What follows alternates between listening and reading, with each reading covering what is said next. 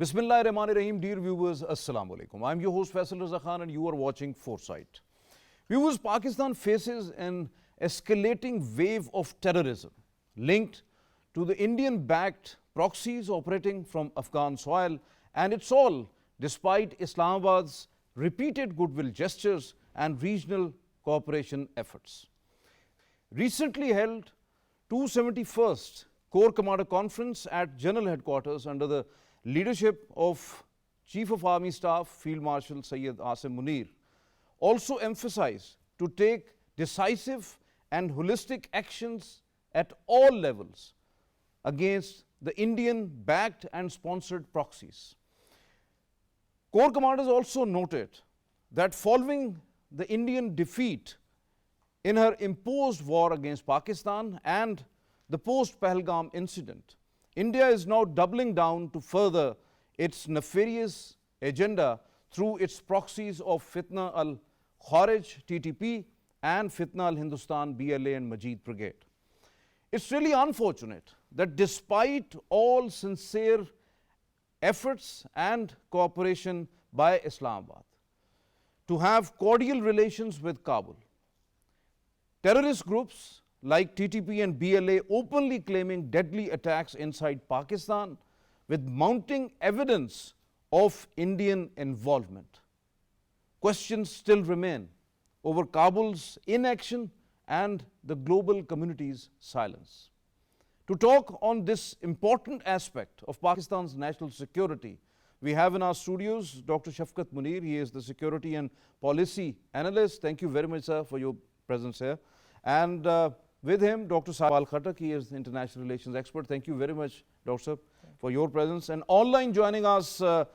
Zaher Sherazi. He is the Pak Afghan Affairs Expert, Senior Journalist and my mentor as well. He is joining us all the way from Peshawar. Thank you very much, Zaher Sherazi sir. Viewers, before starting the question answer session, first of all, watch and listen carefully what the Afghan Forces Ex-Director Military Intelligence and Special Operation Forces Commander, General Retired Syed Sami Sadat said about Indo-Afghan nexus, Indian terror financing and use of terrorist proxies against Pakistan. برسیده چې طالبان کوشش کوي چې د پاکستان پر ضد باندې چې هر ګروپ عملیاتونه کوي هغه سپورټ کوي، هغه حمایه کوي.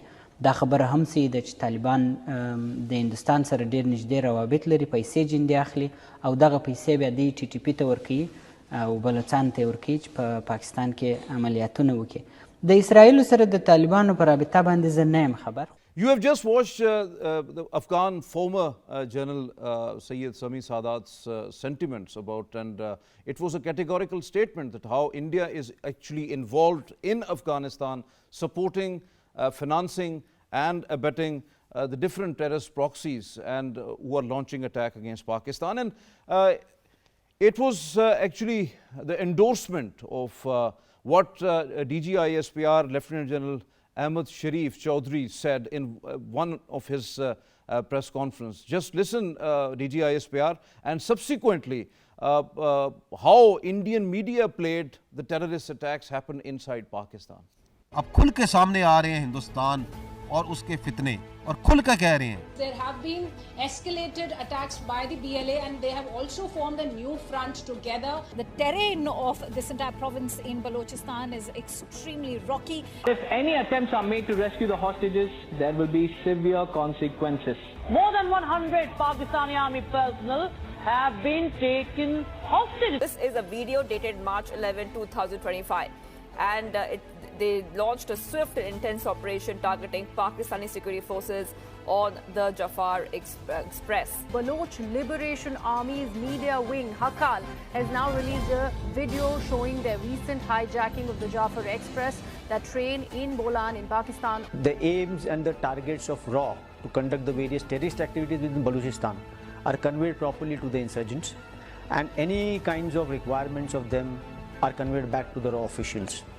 My purpose of this time visit to Pakistan was to establish and meet the basic leadership of Baloch subnationals, the BLA or the BRA, and establish and infiltrate around 30 to 40 raw operatives. मेरा मुलाकात हमसाया मुल्क के intelligence वालों से हुआ, मुझसे कहा कि आपकी आज़ादी से हमें कोई सरोकार नहीं, हम आपको सपोर्ट करेंगे रियासत पाकिस्तान को गैर मुस्तकिम होने के लिए। मैं जो इस जंग में शरीक हैं, आज भी मैं यही कहना चाहता हूँ कि अपने हमसाया ममालिक को भी देखें, जिनके अपने मफादात हैं, जो हमें अपने मफादात के लिए इस्तेमाल करना चाहते हैं।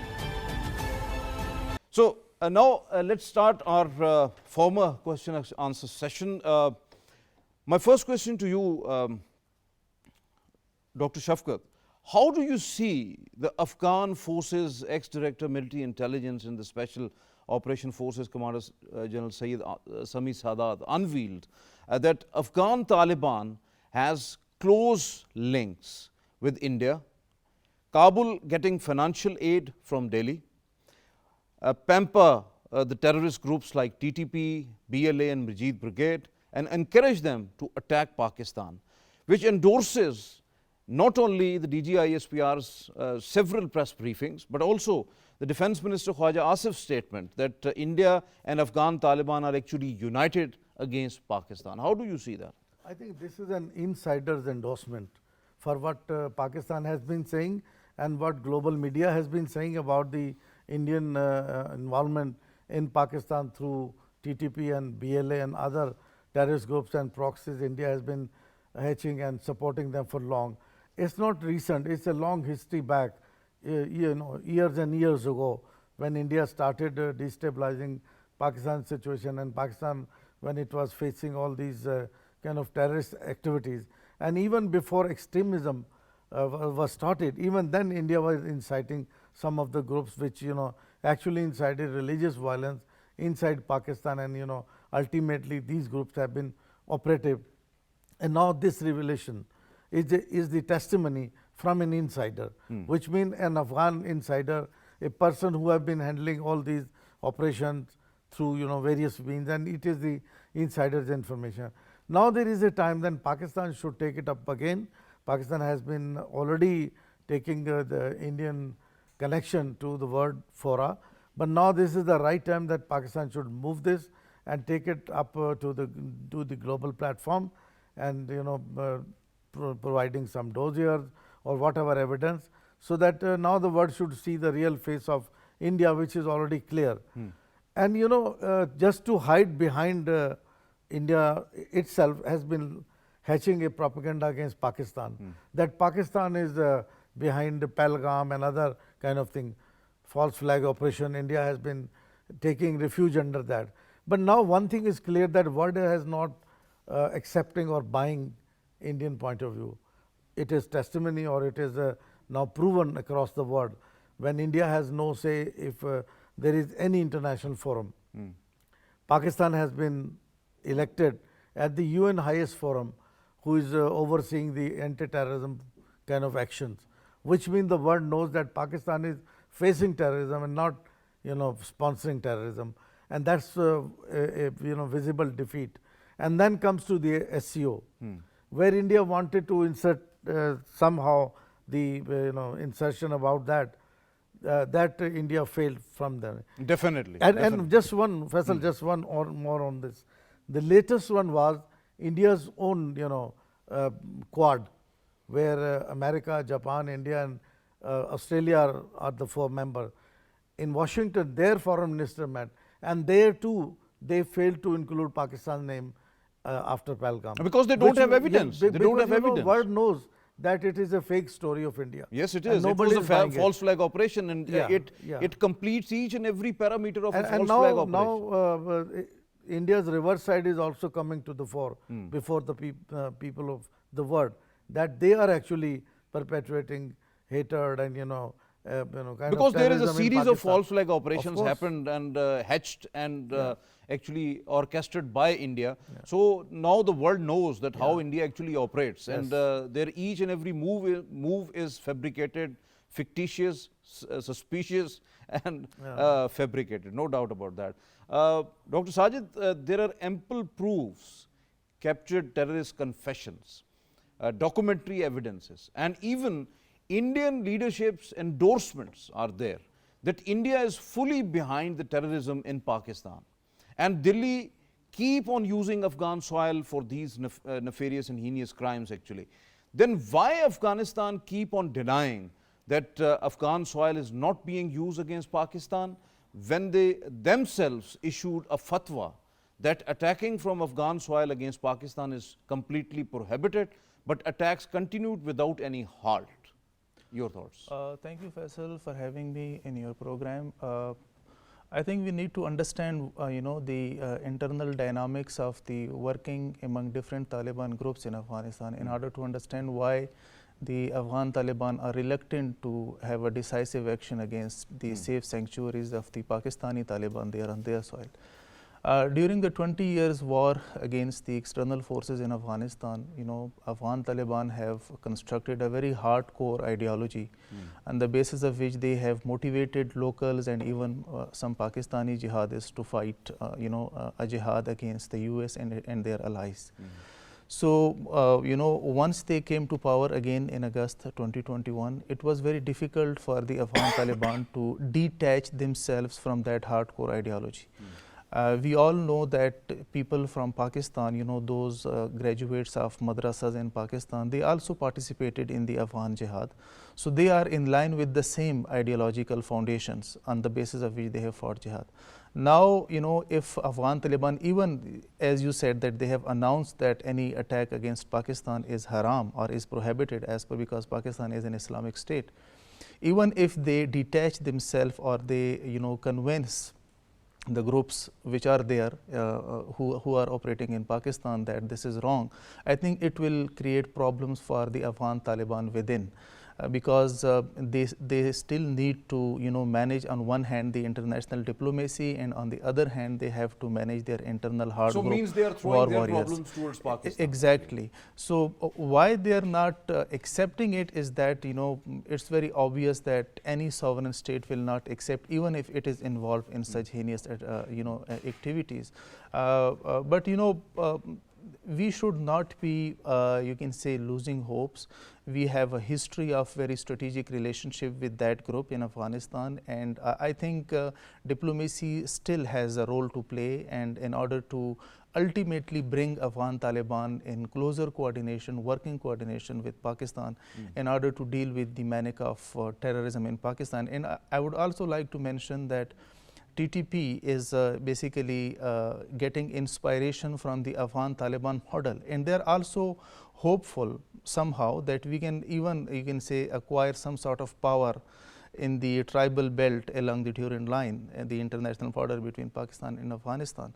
So, their hopes can only be shattered once we are on the same page, or we have some very interdependent relationship with the Afghan Taliban. Otherwise, if we have that kind of situation or the condition in which we are right now, where we are accusing the Afghan government and the Afghan government is not happy with the Pakistani policies, it would be very difficult for Pakistan to deal with the, you can say, terrorism in Pakistan, which is a form of an asymmetrical warfare, and it will be very difficult for us to militarily deal with this manner. Definitely, you are absolutely right. Dr. Shafqat, when India says Operation Sindoor still continued, means its nefarious designs via state-sponsored terrorism continues through its terrorist proxies in Afghanistan, because in May, during and after Marka-e-Haq and Operation Bunyan-e-Mursus, according to the reports, there were approximately about 85 terrorist attacks happened. As a result, 113 precious lives lost. While most attacks were actually claimed by the Fitna al-Kharij TTP, Hafiz Gul Bahadur Group, Fitna al-Hindustan BLA and Majid Brigade, as clearly emphasized by the Corps commanders as well on 271st Corps Commander Conference. How do you elaborate? I think when you see Indian media and you listen to the Indian leaders, those are hawks or pro-Modi. They are. They certainly are very happy. Whenever there is any incident happen in Balochistan, they immediately prompt it up, and they talk like it is their victory, which means that there is this philosophy that this Operation Sindoor continues is there. So that means they are using the terrorism state-sponsored terrorism as ploy as part of their operation after defeated by the real war which was in May.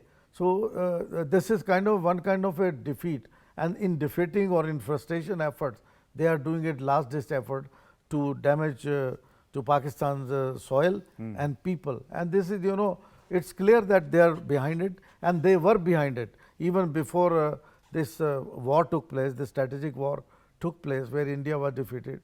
And after Pakistan's diplomatic war, India was defeated, and still they are using the same tactics. And now there is, that's why I said there is a time ripe now that Pakistan should take it up internationally, that we have shown to the world that we are victim of terrorism.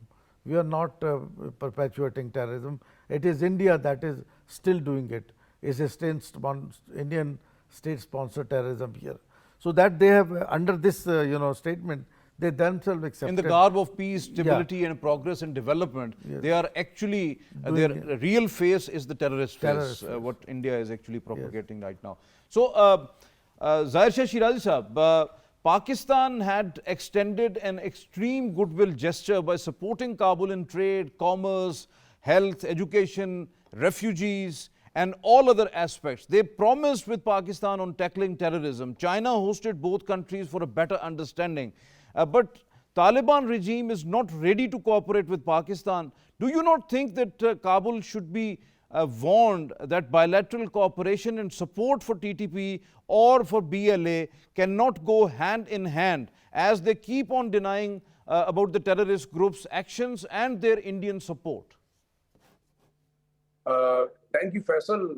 I think yesterday you might have seen an interview by the former deputy commander of Afghan Defense Forces, General Saeed Husnain. And perhaps that statement is a clear-cut FIR against Taliban regime. We have played that statement. Yes, definitely. You are right. Yes, absolutely. So Pakistan, during this Pak-India conflict, the Taliban not only diplomatically supported the Indians, but rather there are reports, according to General Saeed, that they allowed the Israeli to carry out some sorties against Iran from their soil. This is one thing.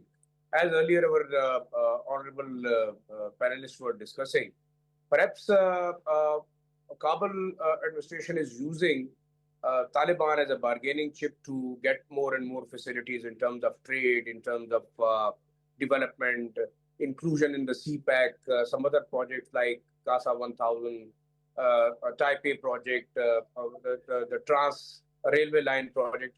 But obviously, they are not willing to take action against many of these groups like Fitna al-Khawarij, TTP, and BLA. Maybe ISK is fighting against them. There are two reasons, according to my opinion. First of all, this again, the Brotherhood Jihad initiative and the Pukhtunwali initiative, the Taliban administration is playing up, but that is not the reason. Perhaps the Kabul Taliban don't have writ to a number of areas because ISK is controlling more than 20 cities. Same is the case Al-Qaeda. Reportedly, some of the sources are saying that most of the areas in Nuristan, Paktika, Khost, they are mostly controlled by the warlords who are affiliated with Al-Qaeda. So perhaps they don't want to annoy the TTP fighters. Many of them also have allegiance to Al-Qaeda as well as ISK. We have this example of Hafiz Saeed group. Now, importantly, if we go in detail, Hafiz Gul Bahadur group is staying there with its leadership. The Nurwali Masood Taliban are there with their supporters as well as their leadership. Abdul Haq Turkestani, who is the TIP leader, as well as Imran Turkestani, the Chinese Uyghur militants, they are there. And they are communicating with people from that region. China has given them a list of 200 people, 200 wanted terrorists, which they wanted to be deported or handed over to China. So China and Pakistan have very clearly conveyed to Taliban, but I think so. You might have heard that the corps commander meeting was very important, and the army chief has very categorically cleared that all those people who are supporting these Fitna al-Khawarij or Fitna al-Hindustan and their sympathizer in Pakistan, there would be no difference between them. We are likely to take action against them. Perhaps it's time military solution would not be a viable solution, but how we can put more than like 2.4 million population to hostage to 10,000 people who are operating in Balochistan or in along the Pak-Afghan border. That is very important. Now, the message from China and Pakistan is very clear. If Kabul wanted to be part of any development project, if inclusion in the CPAC, it has to take care of the law and order situation. Very right. Now the very Taliban right. authorities are... Zaher said, Sherazi sahab, you are very close in circles and particularly watching very carefully and in depth regarding the Afghan relations and even nitty-gritties of the Pak-Afghan relations. So how you perceive actually the recent Pak-Afghan engagement during the high officials level talks in Islamabad, in which both sides actually recognize that terrorism is a serious threat to regional peace and security, bilateral trade, transit cooperation and connectivity, while Pakistan actually emphasized upon that need for a concrete action against terrorist groups operating on Afghan soil, because these Indian proxies are actually undermining Pakistan's security and hinder the regional development as well. So how do you see this recent surge in Pak-Afghan officials' meetings and all others? Do you think that there is any ray of hope? Yes, I think, diplomatically and having things discussed on the table is very important.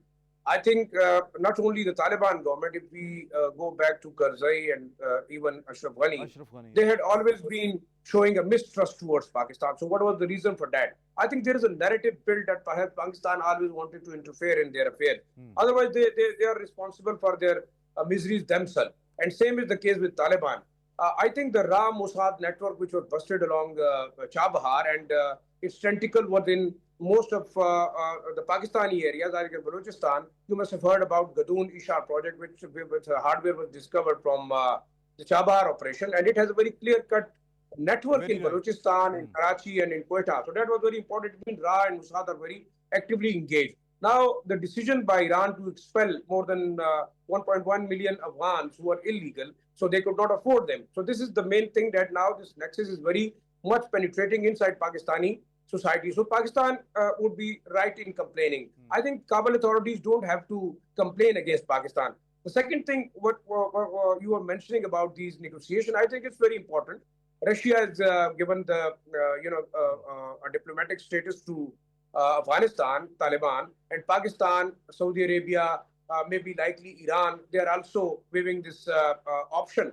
But again, the top priority for Pakistan is the law and order, because economy, CPAC, development and infrastructure projects in this region could only be successful if there is peace. And if Afghan authorities don't want peace, they are supporting rather the double proxy war which the Indians are playing on the Pakistani western border. And I think it's not indigenous by the Ra, it's the Ra, Mossad and international network which wanted to keep this western border very much volatile. And Afghan authorities are playing as a front man. So this is a very serious issue. Definitely, they are playing at the different levels when we are talking about not only they are disrupting Pakistan's economic activities, they are trying to block Pakistan's foreign direct investments, they are playing with the terrorists to inflict terrorism inside Pakistan. It's also detrimental to the social fabric of Pakistan as well. And overall, it creates instability, no doubt about that. Your point well taken. But viewers, on 7th of July 2025, at the United Nations General Assembly, during the plenary session on the situation in Afghanistan, what Pakistan's permanent representative, Ambassador Asim Iftikhar Ahmed, said over there in his speech to the UNGA, just watch how he elaborated this terrorism is actually how it is inflicting pain to Pakistan, and how the Afghan soil is actually used for the Indian proxies there to launch attack against Pakistan. Terrorism emanating from Afghanistan is a serious threat to its neighbors, particularly Pakistan. ISIL-K continues to target the de facto authorities, while other terrorist entities including Al-Qaeda, Al-Fitna, Al-Khawarij, TTP and the Baloch militant groups continue to operate from ungoverned spaces in Afghanistan. Afghanistan must not become a safe haven for terrorism against any other country. The TTP, with around 6,000 fighters, is the largest UN-designated terrorist group operating from Afghan soil, directly threatening Pakistan's national security, with cross-recruitment between various terrorist groups, including TTP and ISIL-K. The TTP poses a threat not only to our national security, but the region and the world. We continue to see attempts by TTP terrorists to infiltrate into Pakistan from Afghanistan. A significant cache of modern weapons, ammunition, and sophisticated equipment originally left behind by the international forces in Afghanistan have been confiscated by our law enforcement agencies. These weapons have been used by Afghan-based terrorists to launch increasingly sophisticated attacks against Pakistan, including in the last 2 weeks. These incidents underscore the scale and seriousness of the threat we face. You have just watched and listened to the Pakistan's permanent representative at the United Nations, Ambassador Asim Iftikhar. It was very categorical statement by him that it's actually the Afghan soil is the source of launching terror attacks against Pakistan, and it must not be left unattended to be a terrorist safe haven for dozens of terrorist organizations, as not only the Fitna al-Kharij TTP, Fitna al-Hindustan BLA and Majid Brigade and all other terrorist groups are enjoying safe havens over there, but also Daesh and ETIM, the East Turkestan Islamic Movement, and lots of other terrorist organizations actually took refuge over there. There are more than 23 terrorist organizations there. This is the situation right now, which elaborated by our ambassador. So, Dr. Sajid, given Afghanistan's worsened plight, the crippling sanctions, the poverty and collapsing social and the financial structure, do you not think that India had actually exploited this vacuum to gain dangerous leverage by funding and recruiting the proxies for its nefarious designs against Pakistan? And in that context particularly, what concrete steps must have to be taken to prevent regional spoilers, particularly India, from using the Afghan soil to destabilize Pakistan through terrorism and hybrid warfare? Faisal, I agree with you that India is always ready to exploit the fault lines in the region, particularly with reference to Pakistan. And I would say that, the main point of contestation between Pakistan and the United States of America back in 2003 was that Pakistan legitimate concerns that the US was giving, a very important role to India in Afghanistan. We have all seen that over the past 20 years, India has invested millions of dollars in Afghanistan. And of course, we all know that there is no ideological uniformity or conformity between India and the Afghan Taliban. Despite the fact why India is investing in Afghanistan or why they had invested in Afghanistan, the reason was very clear that India wanted to have a space, wanted to create a space in Afghanistan in order to bring, you can say, insurgency or you can say instability in Balochistan, because this is one of the core foreign policy objective of India, that they want to, further, you can say, increase insurgency in Balochistan in order to destabilize Pakistan. Even after the withdrawal of the United States of America, we have seen that some diplomatic exchanges took place between Indian diplomats and Afghans, which shows that India is still not ready to, you can say, because if we see India's foreign policy principles, they are not, in conformity with what the Taliban ideology is. But strategic interest always prevails, national interest always prevails over their ideological principles. So I think that India today is playing between, is exploiting the fault lines. But again, what is the way forward? As you said, what are the steps? I think one of the most important thing that Pakistan can do, or the Pakistani media can do, is to highlight this nexus between India and the Afghan Taliban, because Afghans, the common Afghans and the common Indians still think that India is an enemy state to Afghanistan, and Indians think that Taliban are, you can say, an enemy state.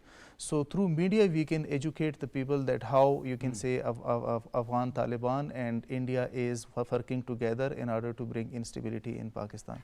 Another important thing which is again always an open option is that Pakistan should still you can say engage diplomatically with the Afghan Taliban, because we have a comparative advantage over India.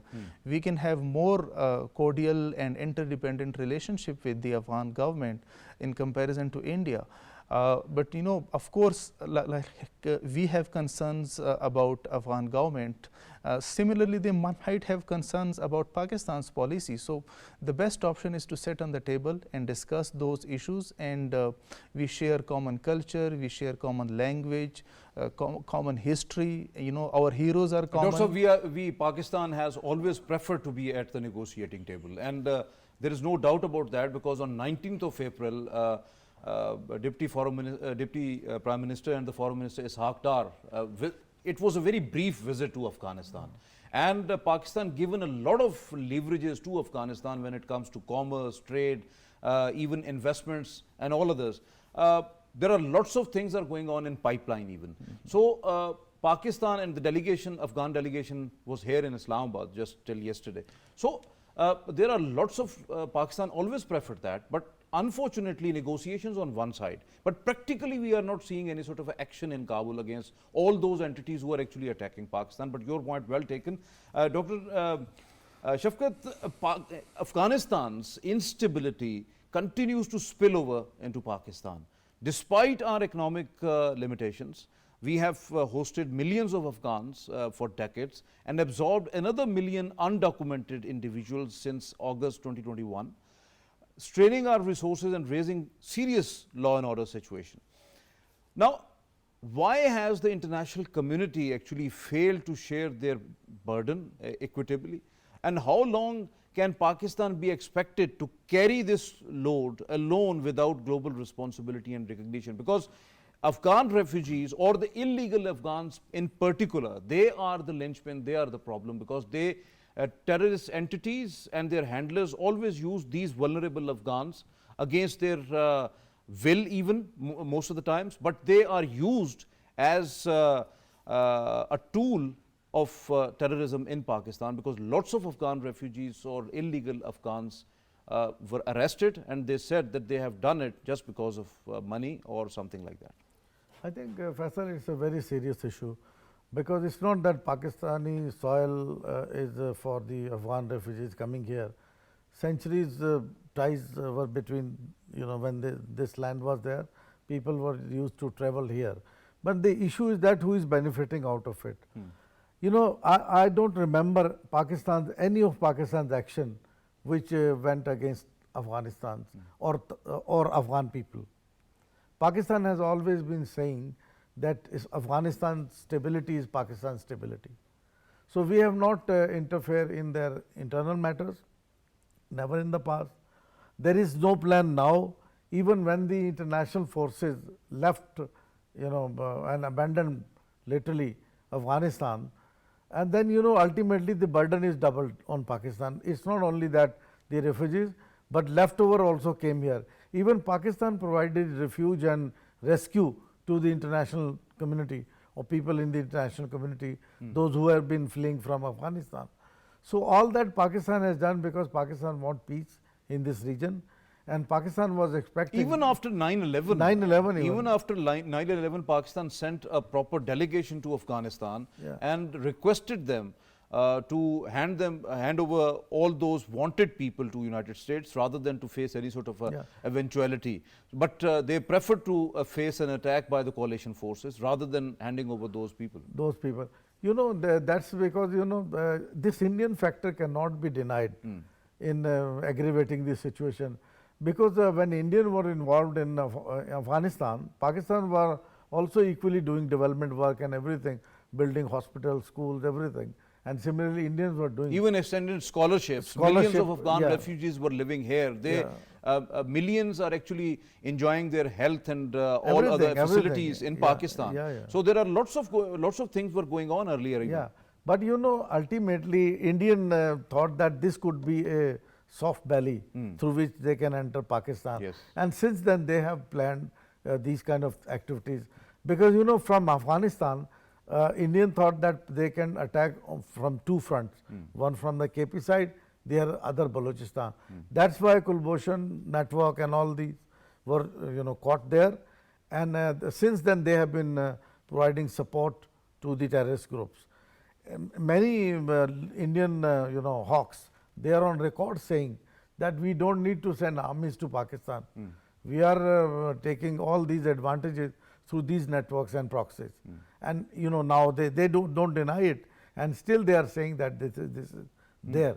But now it is Pakistan's firm stand that they will not tolerate and they will not allow them anymore to exist. Definitely, the core commander's words were decisive and holistic. Yeah, holistic. So it is loud and clear now. Yeah. So Zaher Shah, Sherazi sahab, whether Afghan interim authority is now serious in bringing Afghan economy at par and revive its banking system, enable true trade, commerce and investment potential, regional connectivity through the China-Pakistan economic corridor extension, the Turkmenistan, Afghanistan, Pakistan, India gas pipeline, CASA 1000, Trans-Afghan railway projects, because all projects actually need to have some sort of peace and stability, and not only inside Afghanistan but across the region.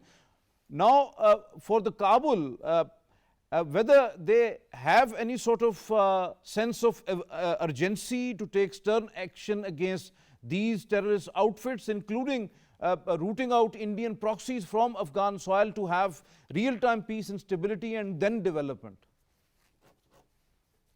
Well, Faisal, I think the Kabul interim government wish to do everything good for them. They want good trade, they want money, they want development, they want refugees should not be sent back to their country because they don't have the resources.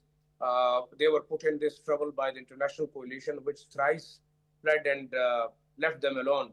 But yes, they are not willing to take action against all those proxies which are operating against Pakistan, and they have a very nice justification. But Zaher Sherazi sahab, ground realities actually also suggest that they want some sort of easy money from India as well in exchange of the terrorist activity against Pakistan.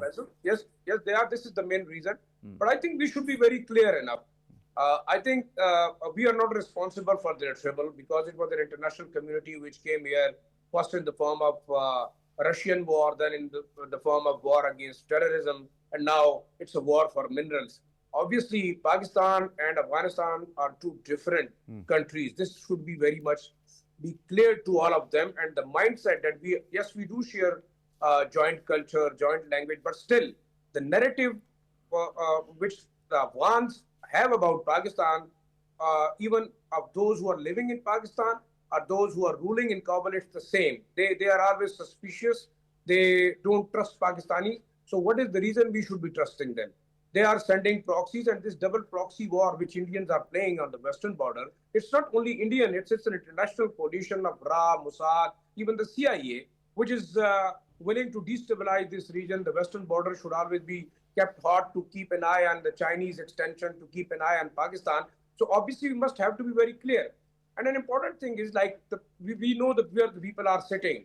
And I think this next 20, 30 days are very important because my sources are saying that talks are enough. We have communicated them, Chinese have communicated to them. Yes, if they want real development, they want to be part of these development projects, they have to take action. But if they are not taking action, what could be the way out? I think so you are talking about the way out. So Zaher Sherazi sahab, do you not think that like Marka-e-Haq, whole of the nation has to get united against the Fitna al-Khawarij, TTP and Fitna al-Hindustan, BLA and Majid Brigade and all others to defeat them once for all? Pakistan's counter-terrorism policy must have to be retooled so that not only to save the precious lives but also to wipe out the terrorist outfits from the Pakistani soil, uproot their shadow networks even, while their supporters, both local and foreign, must be exposed through surge in diplomacy. Do you not think that we have to now take it as a Marka-e-Haq against these terrorist organizations, because this is the question about question of Pakistan's survival?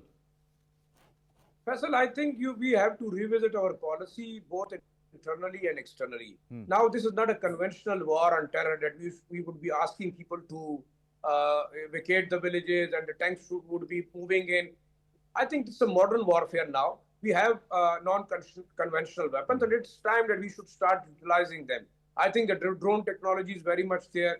we can go for precision strike against the terrorist hideouts along the Pak-Afghan border. There is no reason that we are not striking. I think it's time now, internally and externally. Then the National Action Plan, which was at time decided and all the parties agreed after the APS incident, I think we have to fulfill that National Action Plan. And another important issue, the political people are those who are again instigating the general population against the operation. We are not saying that it should be like a full-fledged bulldozed operation, tanks should be moving in, the military should be moving in.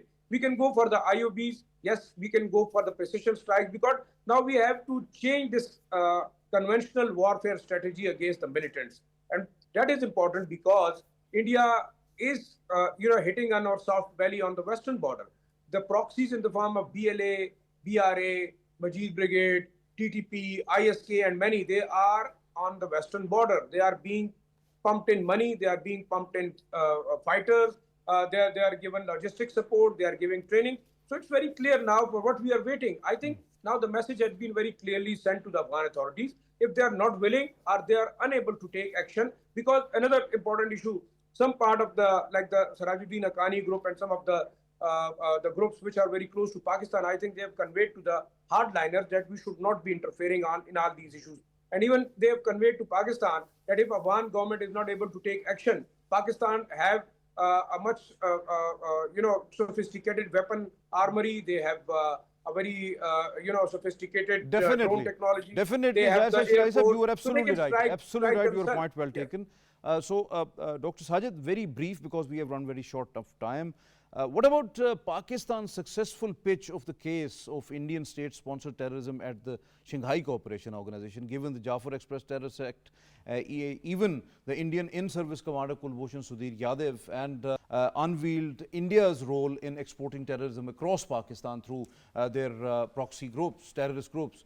So on that particularly, SCO responded positively, while also presented several dossiers to international community, but still the world, including the United Nations, the Financial Action Task Force and others, turned blind eye towards India. Why it was the case? I think there are two reasons why SCO has responded positively to Pakistan's case.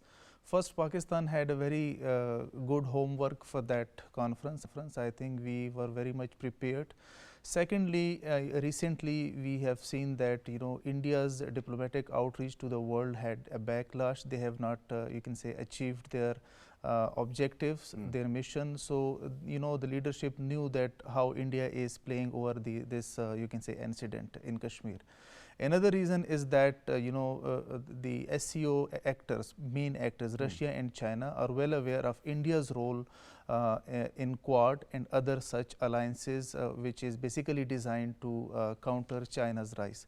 So they are not happy with India's role there. And this is the reason why Russia in the recent past has played very neutral you can say role with respect to Pakistan and India equation, which historically has been tilted towards India. Yes. Why Pakistan's case is not that much actively you can say listened at the United Nations is I think there is a question about the credibility of the international organizations as well. United Nations presently has become the League of Nations. Even I'm talking about FATF. This is loud and clear because the Indian case is already there. That's just interesting. They are not taking any action on that, despite of the fact that there were lots of documentary evidences available of the Indian financing of terrorism. But why FATF is mum on that? International organizations, the liberal-based international organizations, international institutions currently are, you can say, playing like the League of Nations, which are active against some states and not, you can say, taking any action against the others. The internationally declared, the International Criminal Court declared war criminal, and Netanyahu is having a honeymoon time in the United States of America. The butcher of Gujarat is ruling India for over a decade. International organizations are not taking any action about these Your point well taken, Dr. Yes. Shafqat sir, is very brief. Is Pakistan's current diplomatic and strategic pressure sufficient to counter India's covert terror networks? Or it is the high time to launch a more aggressive legal, bilateral, international, diplomatic and the media offensive to internationally, regionally and the publicly expose Indian state-sponsored terrorism and the global disinformation campaigns as well? At the moment, Pakistan diplomatically is well placed. We should realize it because we have proven it, and through the years we have earned it, I would say rather. So when we have earned a position diplomatically, which is being a well-placed country in the Committee of Nations, we should have this offensive, I mean the diplomatic initiative very strongly. Now, as you just asked that why forces or international community or some countries are soft on India, it is very clear it's politics. When India is in Quad, American think that they might be supportive of the China initiative from their side. But when they look at Pakistan or in the region, Indians' defeat and Pakistan's edge over diplomatically and otherwise, then they do not want to abandon Pakistan. So in between, somehow there is a time that we should continue hit the nail so that it can fix to the last edge. Then certainly Pakistan would be in a position more in recent time that diplomatically we will be in a position to further hammer the situation against India.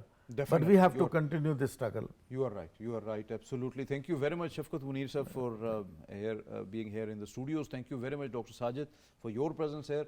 And we are really thankful to you, Zaher Sherazi sir, for being with us online. Thank you very much for your candid and explanatory views as well. Viewers, you have just listened that no doubt about that, because there are lots of, unfortunately, existing gaps within Afghan society right now, because Afghanistan is going through an economic turmoil there. Social fabric is torn and the people are suffering because of poverty and all others. Now India is exploiting the situation actually, and that situation, by exploiting that situation, they are not only funding, financing, abetting and facilitating the terrorist organizations, the Indian proxies there in Afghanistan to launch attack against Pakistan. But unfortunately, Afghanistan government, the interim authority is also reluctant to take action against all those terrorist outfits, because they think that if they take any sort of a decisive action, that would be detrimental for their government as well, or the interim authority. And China, when there were the negotiations going on in Beijing, also handed over at least 200 terrorist lists. They are the wanted terrorists, but these terrorists are not handed over to Beijing as well. Pakistan had also given a list to Kabul, but Kabul had not taken any sort of action against that. Now the situation is that no doubt that the negotiations on one side are going on, but on the other side there are complete inaction against all those terrorist outfits. And now what we have to do, we have to retool our anti-terrorism policy. We have to abide by this National Action Plan and fulfill each and every aspect of it. And as the Corps Commander Conference decisively said, that we have to take some sort of a decisive and holistic action against all those Indian proxies in Afghanistan who are operating against Pakistan. So it is a loud and clear fact that we have to get united, as we were during the Marka-e-Haq and Operation Bunyan-e-Marsus, as the forces only fights the terrorists, but the nations actually fight terrorism. This is all from today's Foresight. It's time to sign off. Allah Hafiz.